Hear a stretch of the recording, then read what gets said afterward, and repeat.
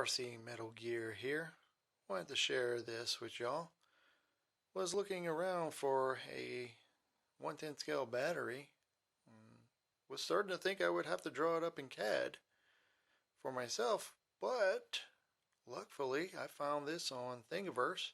Shout out to Travis for designing it and sharing it.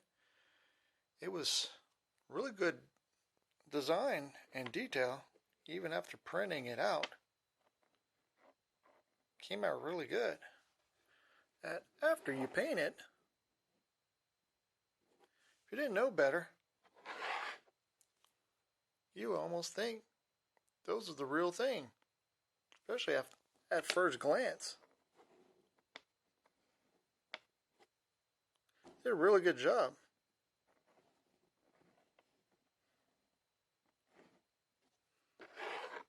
Since I got this third one here, I'm just going to go ahead and paint it blue, be a blue top. If you like what you see, I'll leave a link in the description below. Thanks for watching.